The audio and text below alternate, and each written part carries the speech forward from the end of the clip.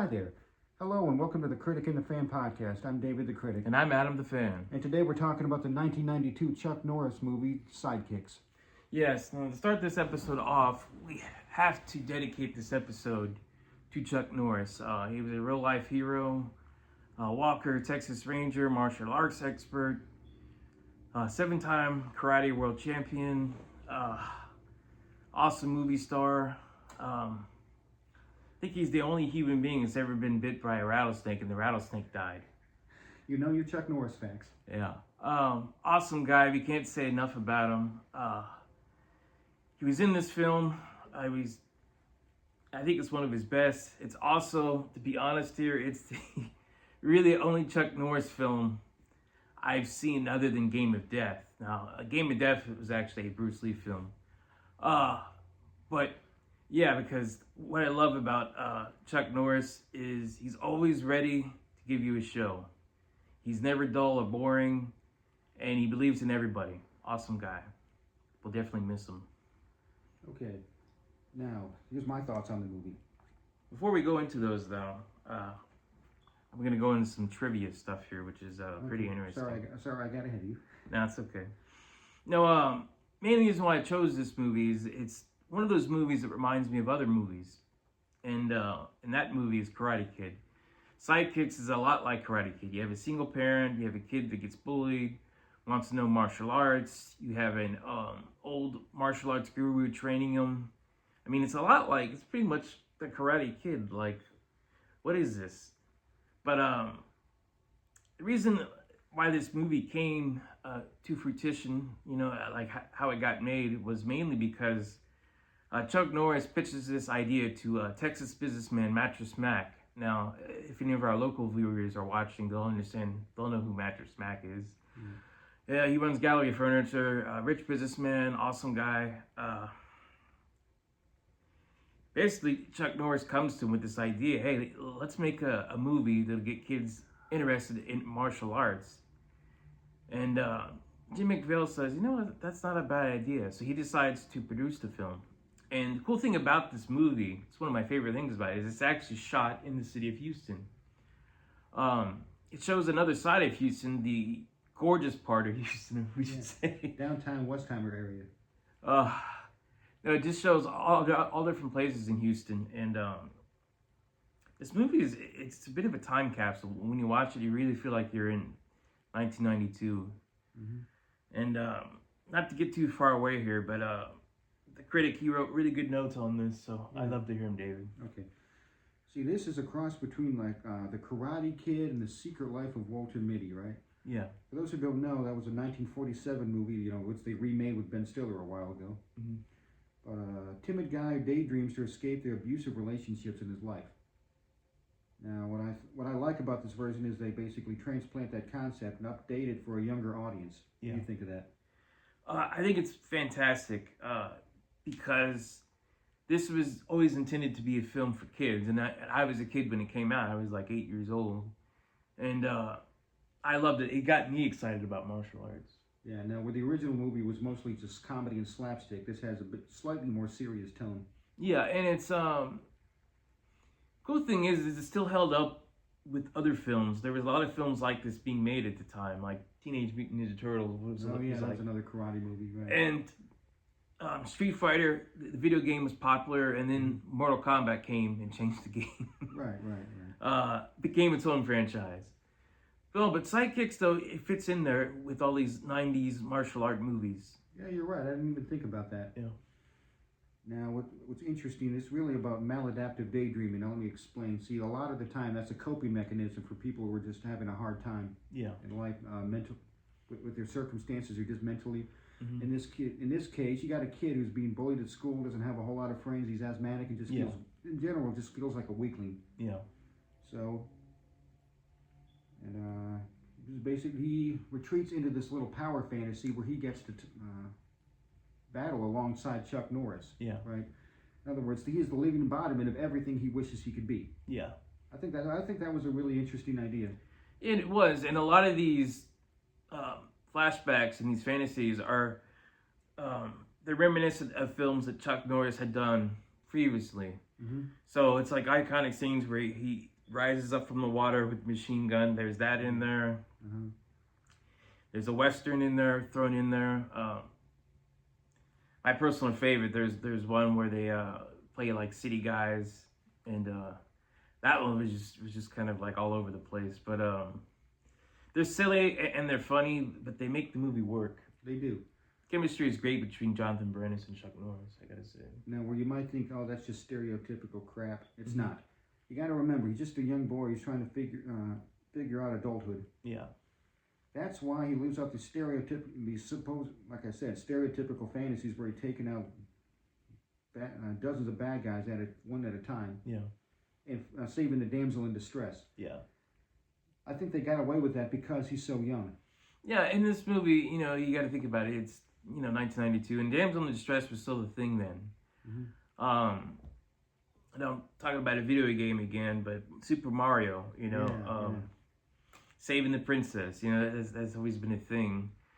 But in this film, I don't mind it because, it's an older film, and it's fun, and works for me.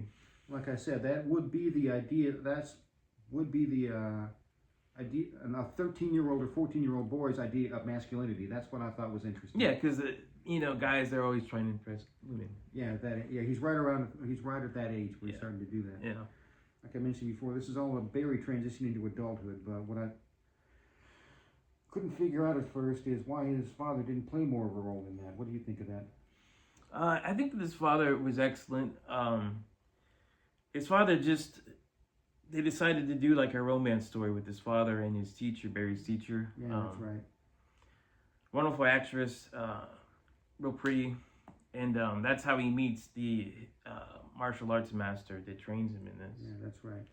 But I think I figured it out. This is just a young kid, like I said, who's trying to figure things out, and he thinks in his mind, masculinity is binary. You're either weak or you're strong. Yeah. So his father is just a nice, soft-spoken man who tells him just to walk away from conflict. Mm-hmm. So in this kid's mind, he's not the warrior. He's built up in his own mind for what a real man should be. Yeah. Again, that's just it gets into that like post-pubescent mindset. Yeah. Of a 13-year-old boy. He also wants to learn how to karate. Yeah, that's right. Yeah. Now that's where Mr. Lee comes in and bridges the gap between Chuck Norris and his father. He's sort of the happy medium between the two extremes. Yeah. This actor, he was in a lot of films. He was in a lot of Jackie Chan films. He really does know martial arts.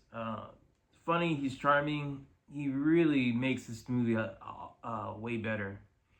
And I'm glad that they have him in. I kind of like him even more than Mr. Miyagi. Didn't you say because he actually knows karate? Yeah. Okay.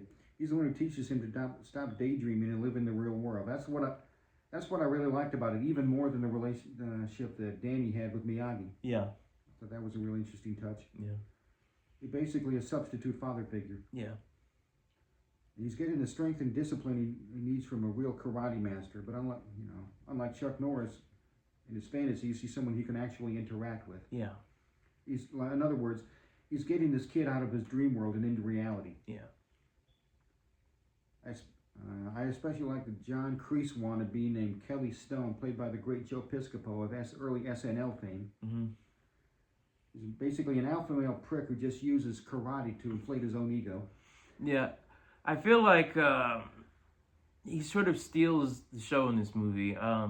Why his character is silly and it's laughable, I appreciate it because I think that when they wrote this character, or when they had it in mind, they wanted to basically take that. There's always that one karate instructor who thinks he's the best. Nobody's better than him. He's arrogant, he's cocky, he's an a-hole, he's all those things. Above all, he thinks he's the greatest of the greatest. And his words in the actual film, I would kick Chuck Norris's ass. That's not the definition of arrogance. I don't know what is. And he was never nominated for an Academy Award, but I think if you think about it, in this film he has to fight Chuck Norris, and he really doesn't seem afraid at all. So he should have gotten an Academy Award nomination for that. Yeah, there you go. Because I don't know if any dude could ever do that, Speaking of that, There's that scene when Chuck Norris slaps him at the end. Yeah. Piscopo, I guess he must have been a bit of a method actor, because he actually asked him not to hold back and make contact with him. Yeah. That wasn't smart. Yeah. He's practically a cartoon character, but he does serve an important role in the story. Yeah. He's sort of a counterpoint to Chuck Norris's character as a catalyst for Barry's growth. Yeah. I just love the fact that he's practically doing a Macho Man Randy Savage impression the whole time. Yeah, he's a lot like a professional wrestler. And on the side note, I want to talk about the other villain in the movie, Randy Cellini. Now, he's the bully that's bullying Barry. And the thing about it is, this the actor that plays him, I don't think he was an established actor. I think that they filmed part of this movie at Lamar High School in Houston. So I think what they did is they took some of the talent there, the kids that were in drama, and did scenes, read parts with Jonathan Brandis. I think that this worked the best with this certain actor, because I don't think this kid ever became, anything. I mean, he probably became successful, but, not an actor. But I wanted to talk about him because I thought he did a good job. He was a little bit silly, but for him playing this role, for being in a big budget movie or a low budget movie, whichever you call it, I think he did a good job. Yeah, I think he did a decent job too. Yeah. Okay, so how do you want to wrap things up? Well, we'll have to talk about what's your favorite scene? That would have to be the scene where they're in the gym when he fantasizes about Chuck Norris climbing the rope with him. Yeah. What'd you think of that scene? I really liked that scene. That was one of my favorites. It's sort of like the whole film. It's Chuck Norris playing himself. Yeah, pretty much. And he shows up as himself later on. Yeah. That was interesting. And I love it how he just gives Barry confidence to believe in himself, and he gets the job done. That's what I liked about that scene the most. Yeah. And that's what this whole movie was about. That's what I think Chuck Norris wanted to do. Mm-hmm. And this one scene is a great example of that. There's probably not a better scene in the movie. My favorite scene though is, I love it when Kelly Stone gets his ass kicked. Yeah. That is fun. He, of course, the tournament comes up just like in Karate Kid, and there's the men sparring, and it's each dojo master sparring each dojo master. So sure enough, he meets Chuck Norris at the tournament, because Chuck Norris is a guest star and decides to help Barry. And so he becomes part of the team, and of course, him and Kelly Stone end up fighting. And before the match starts, he does a cheap shot. He hits Chuck Norris to roll low blow, mm-hmm. and everybody's booing him. And then he just straight up gets his ass kicked. He doesn't really even get one hit in. Like there is this actual real description of this Bruce Lee story I heard. I loved it. It was when he was working on the movie Enter the Dragon. There were sometimes people all during his career that would come up to him and want to fight him. And in this particular instance, there was. And the director, I can't remember who was telling the story, but somebody who witnessed it said Bruce Lee was mopping the floor with him, basically. Yeah. That's basically what Chuck Norris does. Yeah. He's in complete control of the fight, and I loved seeing this guy getting his ass kicked because he definitely deserved it. The movie has a really interesting climax. Instead of Karate Kid, where you have the face-off between bully, good guy, and the crane, there's no crane in this one, no. For some reason, they choose the last, it's a tiebreaker, and they choose the particular event of brick breaking. So I don't know how it's possible, but you have to break 7 bricks in a row, and they up the record to 8 bricks, and then the Cellini character decides he wants to break 9 bricks. He doesn't break them. Right. And so Barry does it, and he does it with the bricks on fire, which is pretty cool. Yeah, that was a great scene. This is my first time ever seeing this movie, and when I saw it, I immediately got Mortal Kombat flashbacks. Yeah.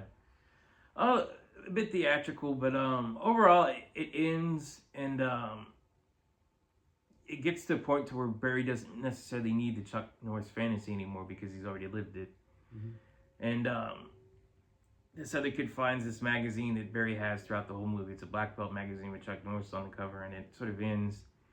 And I think all around, it's a great movie. It's not, it won't get that recognition as, one of the best ever, but it is a cool movie. Mm-hmm. And I think that this movie, somehow, it inspired The Last Action Hero. Yeah, it might have. Yeah, it's like if Danny from The Karate Kid got the golden ticket and got to go into a movie. Yeah. And that's definitely a movie that we will do down the road, a podcast on.